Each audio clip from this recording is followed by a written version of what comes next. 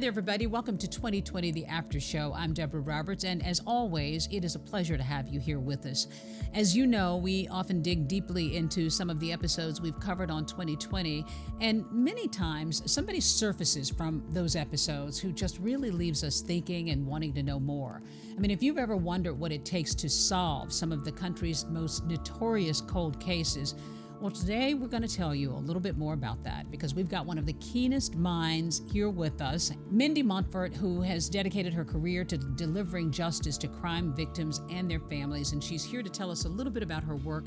She founded the Cold Case and Missing Persons Unit in the Texas Attorney General's office and has been a big part of some of the most talked about 2020 stories over the years, including Baby Holly, that investigation you may remember, most recently the yogurt shop murders. She's going to talk to us a little bit about how she zeroes in on all of those cases and what she's learned along the way. So Mindy, I don't want to hear any of that aw shucks kind of Southern thing. And we're both Southern gals, but honey, you have. I was going to just say, go on. Go on. Okay, go on some more. Go on some more. Why not? Why not? Well, clearly you find satisfaction as difficult as it can be. You find great satisfaction in your work, and you're one of, few women around the country who does what you do. Give me a sense, first of all, as a woman, and you've been on both sides of the aisle. You've been a prosecutor, you've been a defense lawyer, you've seen sort of, the court system from every angle, and also detective work from every angle. What is it that just motivates you to keep going when you are sometimes dealing with very gruesome, brutal situations? I think I got into the area of prosecution because I always felt that there were people who needed someone to represent them and to walk them through this very scary system and to be their voice, especially in a sexual assault case or a murder case where the victim just has a hard time or can't speak for themselves. And I wanted to be that voice, and I wanted to be able to make sure that we're safe.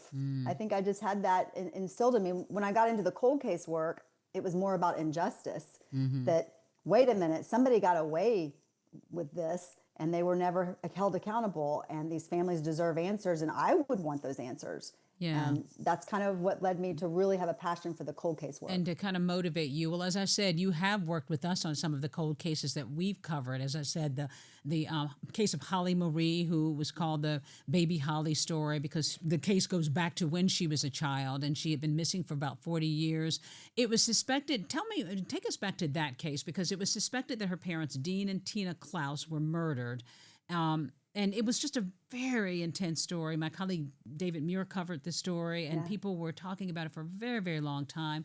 What still sticks with you from that particular story and case? Being able to be there when we gave Holly her identity in person, right there at that moment, that's just, you can never relive that.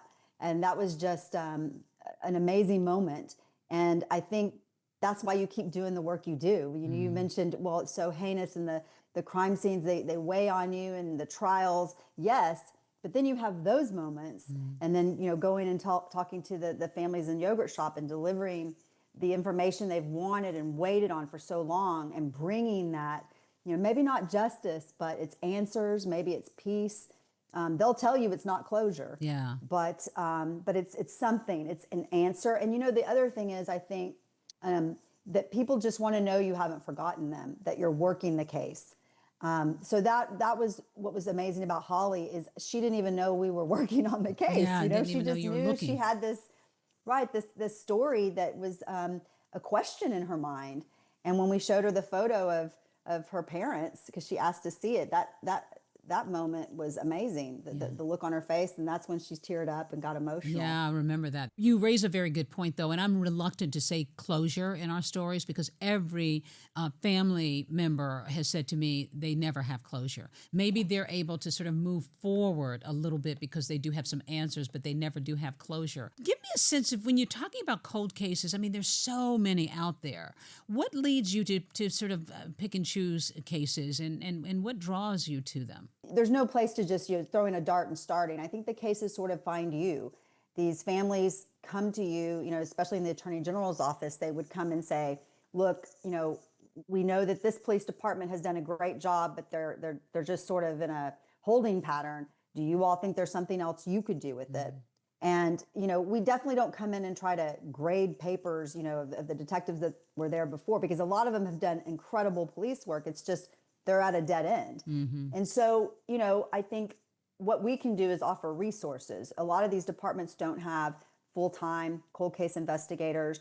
They definitely don't have the money to do DNA testing. Yeah. And so when you have a bigger agency that has access to state funding and then also grant funding, we're able to pass that on and help these agencies with their cases. Yeah, because you can bring in so much more. And sometimes when you're thinking about modern technology, those things are very pricey. You're right. And you're talking small towns oftentimes, right? And small police departments. Well, do you typically start off where they left off, or do you often just sort of start from scratch, like let's go back to the beginning? Or I'm assuming that it depends on what case you're looking at. It does, but I've always been, and again, I'm not an investigator, I'm an attorney, but in dealing with the investigators, I think the good ones take it from page one.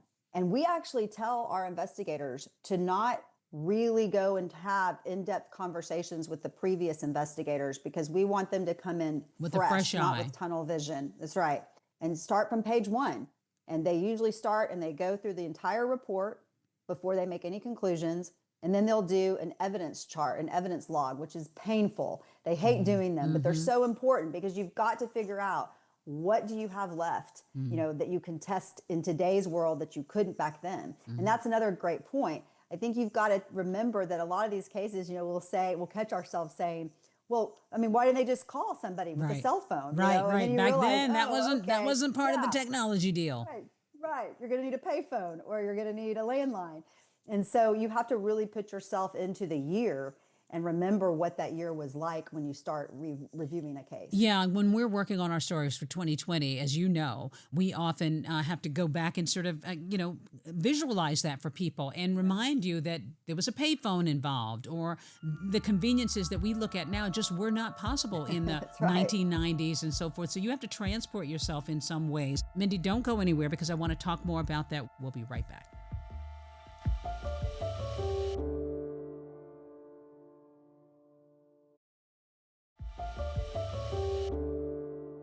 Welcome back to 2020, the After Show. I am joined today by Mindy Montford, who founded the Cold Case and Missing Persons Unit in the Texas Attorney General's office, and she's giving us a lot of detail about how they do their work. I'm really curious about what kind of a toll it takes, because when you think about immersing yourself in these cases, and as I said, they're difficult cases. Sometimes you work on them for many, many years. You're dealing with family members who are also heartbroken and maybe sometimes skeptical of the system. I know it takes a toll on them, but what about on you when you're working these cases?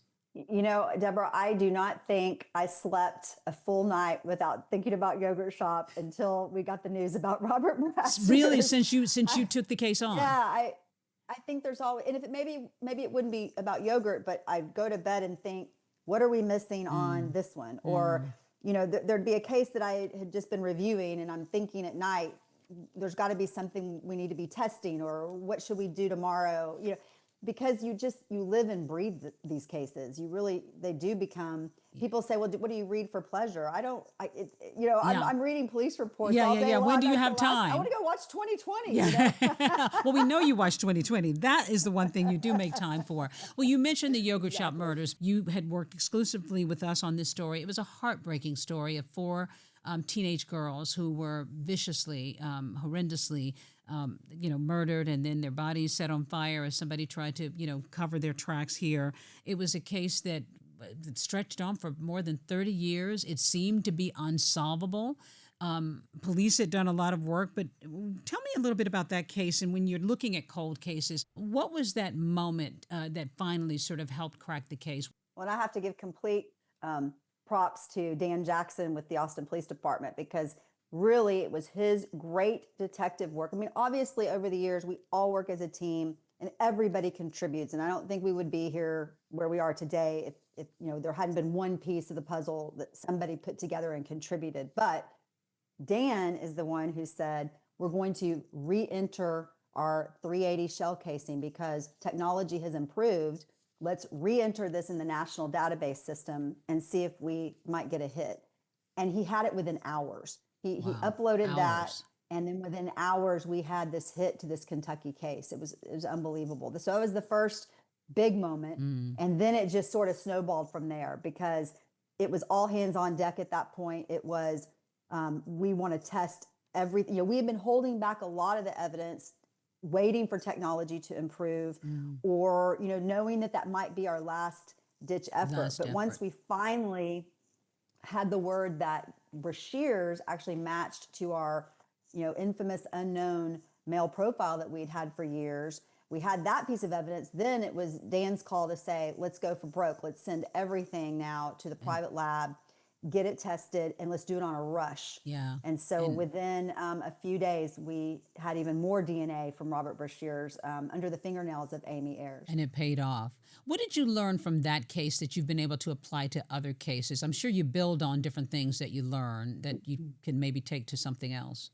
Absolutely. You know, I think every time we do one of these cases, we learn something more about DNA. It's so confusing. It's mind boggling, but the labs are so patient with you because they'll say, no, there's no such thing as a stupid question. Ask it again. So I think you do that enough times, you realize what questions you need to be asking. And then you also know which labs you can use and that are going to have good results and they're accredited, and you build those relationships, relationships with other agencies. You know, we couldn't have put all these pieces together without talking to, you know, all these police departments and working together to figure out different crimes. I mean, I can say that about any of our cases. Yeah, you talk about that a lot, that it's not obviously just you alone. You work with others to try to put all of this together. In fact, you collaborate with like forensic genealogists sometimes and even psychics. Is that right? Somebody, a little birdie told me.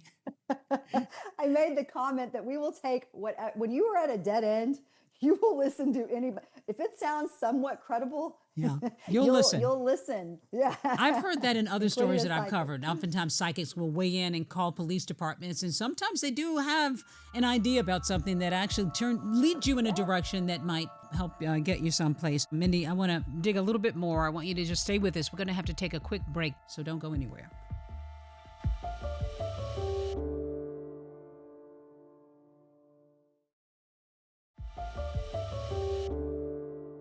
Welcome back to 2020, The After Show. I'm talking with Mindy Montford, who is a former assistant Texas Attorney General. She founded the Missing Persons and Cold Case Unit, and she's been at work with our team here at 2020 on a lot of our most talked about investigations.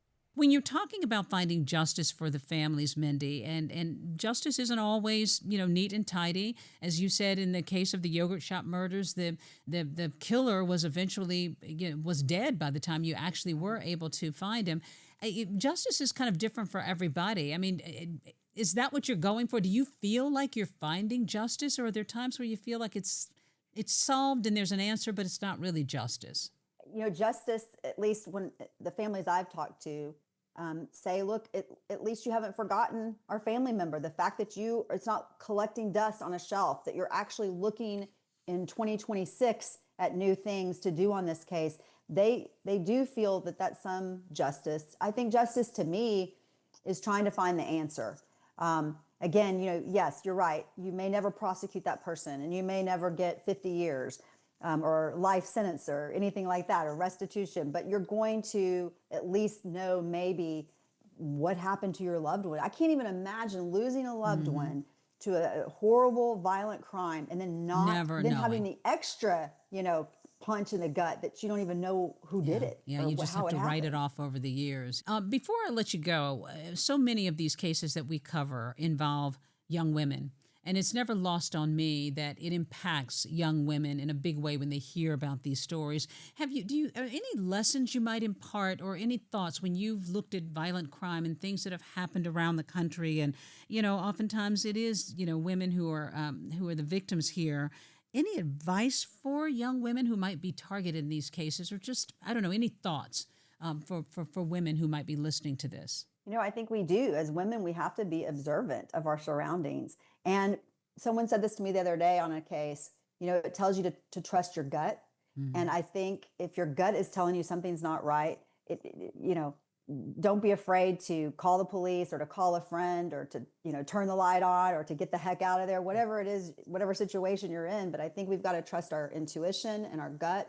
but to mainly be observant of your surroundings. I think we just sort of take it for granted sometimes that people aren't watching, and it's scary to think we have to live like that. But and you know, when you see the shows and the stories and the cases we do, it's very. My son always makes fun of me, like, Mom, you know, God, I'm just going to the store. You know? But, I do the same thing. But you know, you just see these fact patterns. I feel like I'm living in a police report sometimes. So. You know, it doesn't happen as often as we think it does, and that, you know, it really doesn't. And you can still trust people, of course, but just to be vigilant and to know your surroundings. And I think to travel in pairs. I think that's always a good piece of advice. A good piece of advice. And I think, to your point, just like really trusting if something doesn't feel right, you know, chances are it's not, and to speak up and to speak out. Well, hopefully this will be helpful to folks out there. And also, too, just thank you so much for the work that you do, Mindy. It is such a pleasure to get a chance to talk to you and learn more about how you've been able to help families around this country, and also find some satisfaction yourself in doing work that makes a difference. Well, thank you, Deborah, and thanks again for the show and for putting that word out there to everybody. Absolutely. Well, we'll be talking. I'm sure I'll be talking to you sooner than later, because we'll be teaming up on something. Mindy, thank you for being with us, and thank you for joining us for this podcast episode. And of course, you can find 2020 on Friday nights on ABC and stream episodes like this one anytime on Disney Plus and Hulu. Take care.